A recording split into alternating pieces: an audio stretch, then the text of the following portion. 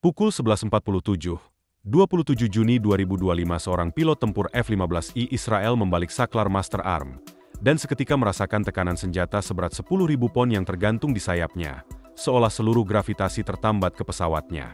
Dalam waktu 7 menit, dia akan mengubah bentang alam di Lebanon Selatan menjadi puing. Namun, untuk mencapainya, dia harus menembus ruang udara yang penuh dengan mata dan rudal musuh. Sudah 23 menit berlalu sejak dia dan rekannya mulai menjalankan prosedur pra-penerbangan yang telah menjadi rutinitas, walau tetap menuntut fokus mutlak. Tangki bahan bakar telah diperiksa, sistem senjata siap digunakan. Di bawah tubuh pesawatnya, 2 bom penembus bunker GBU-28 menggantung berat di rel tengah dan tiang luar. Masing-masing berbobot 5.000 pon, menjadikannya bom konvensional terberat dalam inventaris Angkatan Udara Israel. Bila ada target yang terkubur dalam gunung dan benar-benar harus dihilangkan, maka inilah alat yang tepat, tidak ada kompromi. Target mereka adalah Beaufort Ridge, sebuah bentang bukit yang tampak biasa namun dalam 6 bulan terakhir telah menarik perhatian satelit pengintai Israel. Di sana, kru konstruksi musuh dengan telaten menggali fasilitas bawah tanah. Meskipun perjanjian gencatan senjata yang disepakati pada bulan November seharusnya mencegah pembangunan militer skala besar. Tapi gundukan tanah yang terus muncul, truk yang pergi pulang kosong dan kembali penuh, terlalu mencolok. Bahkan anak kecil bisa menebak seseorang sedang menggali sesuatu yang besar. Pukul 11.48, menara pengawas memberikan izin lepas landas. Pemimpin formasi menggerakkan tuas daya hingga maksimum. Mesin kembar Pratt Whitney F100 PW229 meraung seperti makhluk buas, menghasilkan daya dorong gabungan sebesar 58.000 pon. F-15I yang penuh muatan ini membutuhkan semua tenaga itu. Dengan bobot hampir maksimal, pesawat ini terasa lebih mirip lokomotif bersayap daripada jet tempur. Akselerasinya menekan tubuh awak ke dalam kursi mereka saat angka kecepatan perlahan meningkat. 70 knot, 100, lalu 130. Di 165 knot, pesawat mulai mengangkat hidungnya dari landasan dan terbang dengan berat, mendaki dengan kecepatan 500 kaki per menit. Jet kedua menyusul 15 detik kemudian, diikuti pasangan ketiga dan keempat dalam interval yang sama. Pukul 11.50, seluruh formasi telah mengudara, membelok ke arah barat laut menuju perairan Mediterania. Rute mereka tidak langsung. Mereka tidak menuju Lebanon secara frontal, meskipun jaraknya hanya sekitar 40 mil. Sebaliknya, mereka mengambil jalur memutar ke barat, mendaki ke ketinggian 35.000 kaki sebelum berbelok ke utara, lalu akhirnya ke timur ke arah target. Rute ini menambah waktu 20 menit, tetapi menjaga mereka tetap jauh dari jangkauan radar Suriah dan pantauan kapal Rusia yang mungkin sedang berada di Laut Tengah. Pukul 11.52, mereka mencapai garis pantai dekat Netanya. Sang pilot mengaktifkan autopilot, menyerahkan kendali pendakian pada sistem navigasi, sementara mereka mulai memprogram sistem persenjataan. Masing-masing GBU-28 harus diprogram secara manual, koordinat target, durasi sekring, hingga sudut serang. Wizzo menginput semua data tersebut sambil terus memantau radar warning receiver, RWR, untuk setiap indikasi deteksi. Masalah dengan bom jenis ini adalah, ini bukan amunisi presisi jarak jauh. GBU-28 bukan fire and forget.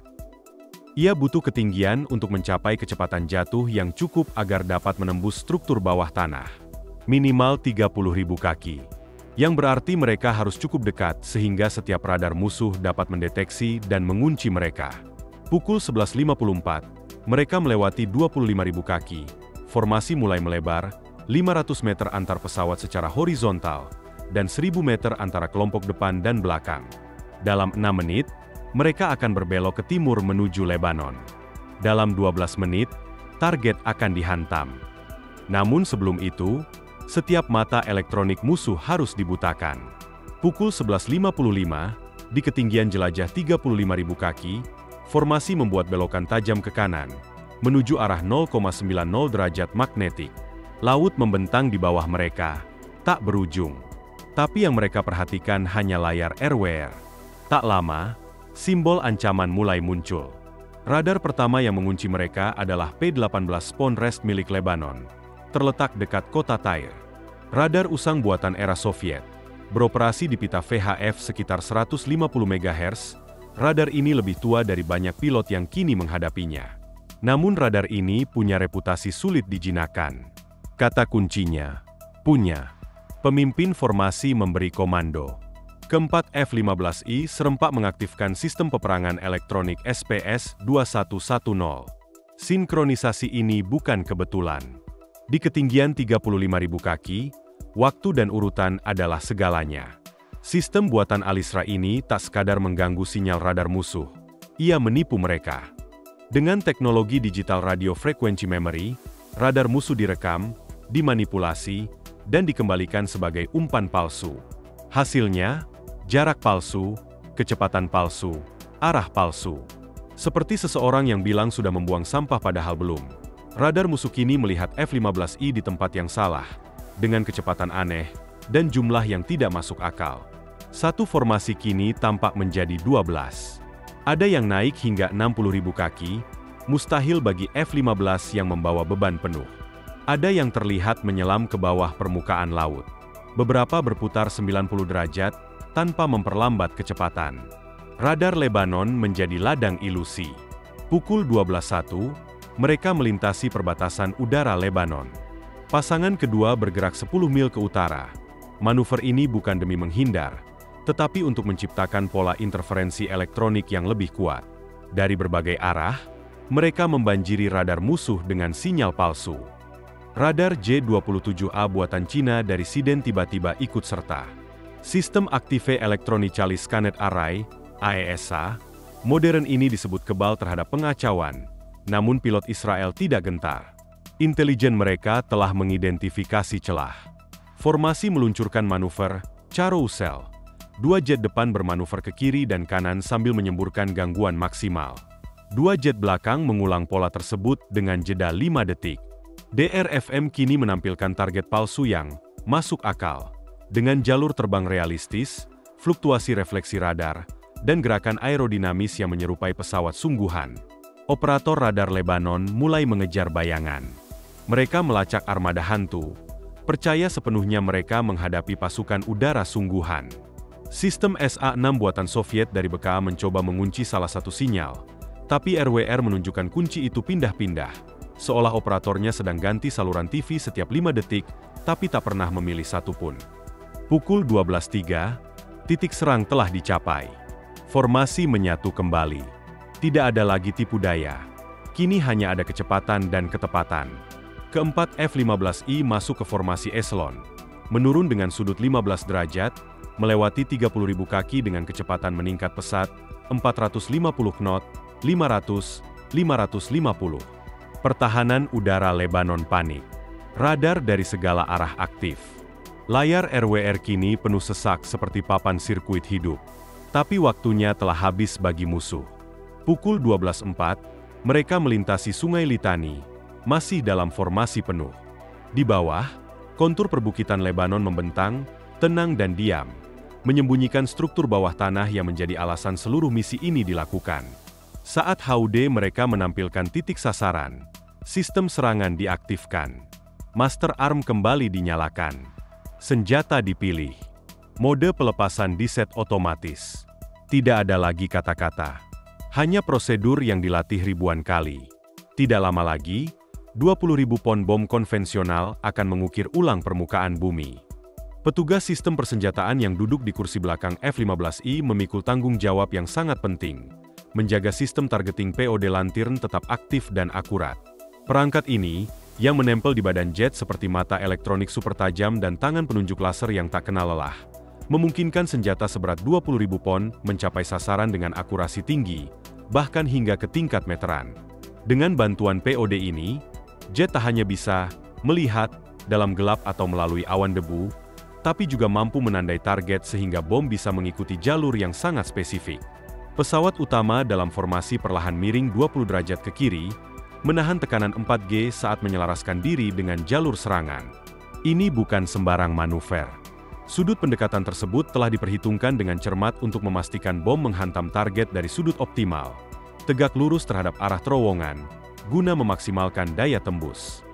Sementara itu, wingman-nya menjaga jarak 1000 meter di belakang dan 500 meter ke kanan, siap menyesuaikan formasi berdasarkan hasil ledakan awal yang mungkin memperlihatkan struktur bawah tanah tersembunyi.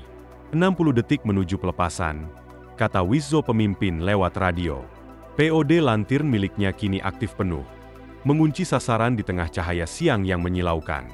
Sensor inframerah memperlihatkan gambaran panas yang rinci, mulai dari ventilasi pembuangan, sistem pendingin generator, hingga suhu tubuh ratusan pekerja di bawah tanah. Seseorang di pihak lawan telah lalai menyamarkan jejak termal fasilitas mereka. Kesalahan fatal. Penunjuk laser bekerja dengan metode yang disebut penandaan laser semi-aktif. Ia memancarkan sinar tak kasat mata pada panjang gelombang 1064 mikron, yang berada di spektrum inframerah dekat. Frekuensi ini memungkinkan sinar menembus uap air, debu, dan kabut tipis. Laser berdenyut pada kecepatan khusus, antara 10 hingga 20 Hz, menciptakan sinyal unik yang dikenali oleh sistem pencari bom sebagai kode rumah mereka.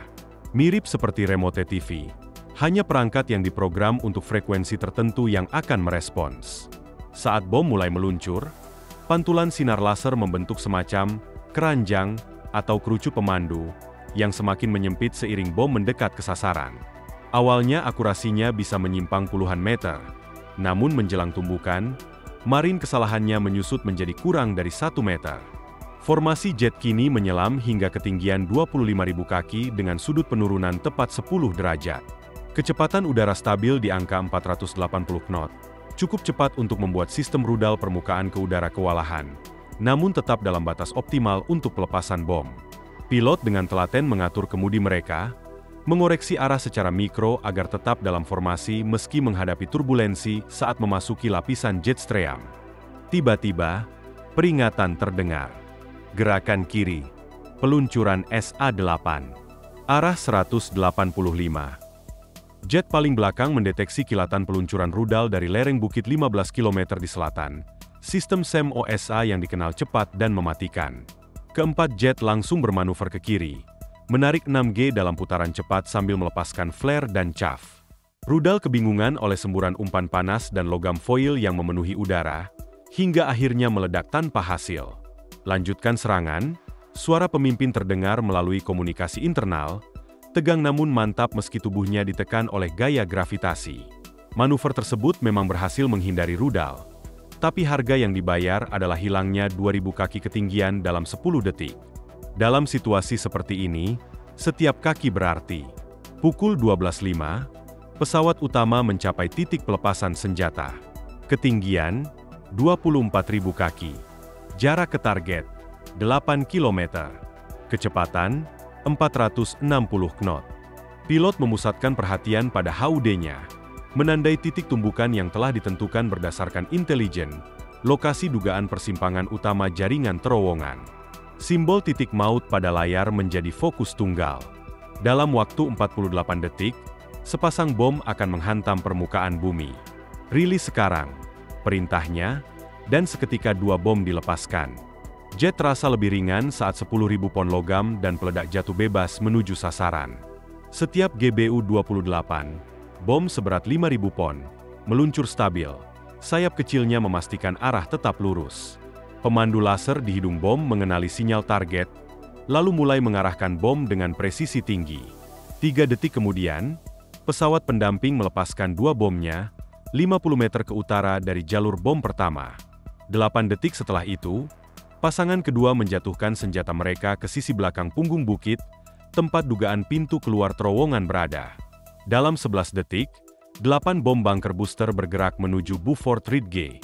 Serangan kilat. Keluar, keluar, keluar. Seruan komando memecah komunikasi. Seluruh formasi melakukan manuver keluar secara serempak. Jet berguling terbalik, lalu menarik tajam menuju ketinggian rendah demi menghindari sistem radar dan rudal lanjutan. Sementara itu, para Wizzo tetap mempertahankan penunjuk laser mereka terkunci pada titik sasaran, menjaga sinyal tetap aktif hingga detik terakhir sebelum benturan. Garis laser, meski tak terlihat mata, tetap membimbing bom menuju titik kehancuran.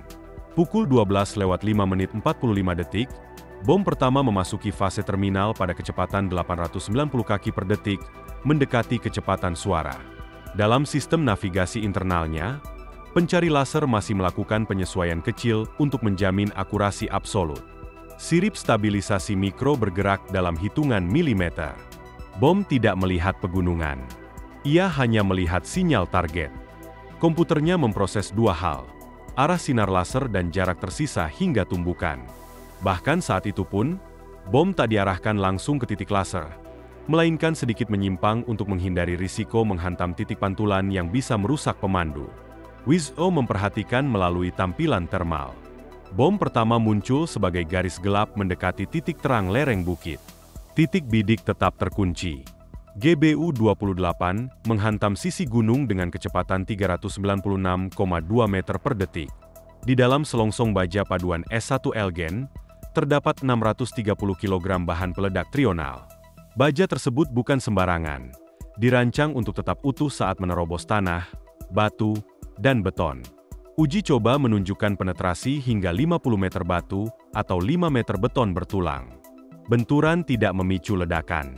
Sekring tunda internal menghitung waktu secara presisi, menunggu hingga bom menembus jauh ke dalam target sebelum meledak. Dalam waktu kurang dari 1 detik, bom menembus 15 meter batuan padat, lalu menghantam pelindung beton setebal 2 meter. Struktur itu, yang dibangun untuk menahan senjata berat, tak mampu menghadapi bom seberat 5.000 pon yang jatuh hampir secepat suara. Seolah hanya kertas. Di kedalaman 27 meter, persis di titik persimpangan utama terowongan, Sekring memicu ledakan. Ledakan diarahkan secara horizontal, menciptakan gelombang kejut yang menyebar di seluruh jaringan terowongan. Bom kedua menghantam 2,3 detik kemudian, tepat 50 meter ke utara, menembus jalur terowongan sekunder. Bom ketiga dan keempat membelah sisi belakang bukit, menghantam titik-titik vital di jalur pelarian musuh. Setiap ledakan disinkronkan, menciptakan interferensi konstruktif, gelombang kejut yang bertemu dan memperkuat satu sama lain, memperparah kerusakan.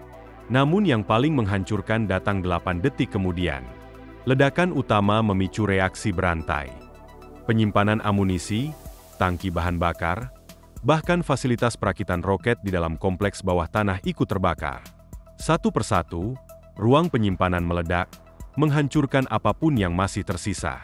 Keempat F-15I, kini mendaki kembali ke ketinggian 15.000 kaki dalam perjalanan keluar, melihat pemandangan mengejutkan, sebuah gunung meledak dari dalam. Tiang asap dan puing naik 3.000 kaki ke langit. Sisi utara Beaufort Ridge runtuh total, memperlihatkan jaringan terowongan seperti sarang lebah yang telah terkuak oleh sinar matahari untuk pertama kalinya. Struktur bawah tanah yang selama ini tersembunyi di balik lapisan batu dan beton kini terbuka seperti luka menganga. Terowongan-terowongan itu bukan lagi jalur rahasia, melainkan liang-liang hitam berasap, berserakan puing, api, dan logam yang terpelintir. Dari ketinggian 15.000 kaki, para awak F-15I menyaksikan hasil kerja mereka dengan sunyi. Salah satu Wiz-O memecah kesunyian dengan laporan sederhana, hampir datar, efek baik pada target. Kalimat yang dingin dan profesional, tetapi mengandung makna penghancuran total. Sementara suara ledakan sekunder masih terdengar samar di kejauhan, POD Lantirn tetap aktif, merekam setiap kilatan cahaya, setiap kepulan asap, dan semburan api yang muncul dari dalam tanah seperti neraka yang terbuka sebagian. Rekaman dari POD tersebut akan diputar berkali-kali nanti, dianalisis oleh petugas intelijen, dipresentasikan ke markas besar, dan dijadikan pelajaran untuk misi mendatang. Namun bagi para awak yang baru saja meninggalkan zona maut, tidak ada waktu untuk refleksi. Mereka masih berada di wilayah musuh, dengan radar musuh yang masih aktif dan pertahanan udara yang mungkin belum sepenuhnya dilumpuhkan. Di bawah mereka, ledakan terus berlanjut. Gudang-gudang amunisi di bawah tanah yang meledak menciptakan semburan tekanan yang menghancurkan pilar-pilar penyangga terowongan, membuat tanah runtuh dari atas dan menjebak apapun yang tersisa di dalam. Setiap ledakan sekunder terasa seperti pernyataan penutup. Misi selesai. Salah satu ledakan terakhir menghasilkan gumpalan api yang begitu besar, hingga tercatat oleh satelit-satelit intelijen di orbit. Ini bukan ledakan biasa. Ini adalah hasil akumulasi dari kesalahan musuh, menyimpan terlalu banyak bahan peledak, terlalu rapat, di bawah tanah yang terlalu mudah mengalirkan tekanan. F-15I kini meninggalkan ruang udara Lebanon, mengikuti jalur keluar mereka yang telah direncanakan, terbang rendah di atas laut, menjauh dari pantauan radar musuh. Mesin Pratt Whitney F-100 masih meraung kencang, mendorong jet-jet besar ini ke kecepatan tinggi, meninggalkan kepulan asap dan kehancuran di belakang mereka. Dalam kokpit, suasana mulai kembali tenang. Detak jantung melambat, napas diatur kembali. Tetapi para pilot tahu, ketegangan sesungguhnya belum sepenuhnya hilang. Misi belum dianggap selesai sampai mereka mendarat kembali di pangkalan, dan roda jet menyentuh aspal hanggar mereka dengan selamat. Di radio, suara kontrol misi terdengar, netral tapi penuh makna. Sinyal positif dari target. Ledakan sekunder dikonfirmasi. Silakan lanjutkan ke titik pemulihan. Salah satu pilot tersenyum tipis di balik masker oksigennya. Mereka baru saja menghapus fasilitas bawah tanah yang membutuhkan 6 bulan pembangunan dalam waktu kurang dari 1 menit. Dan tanpa satu pun tembakan balasan yang berhasil mengenai mereka.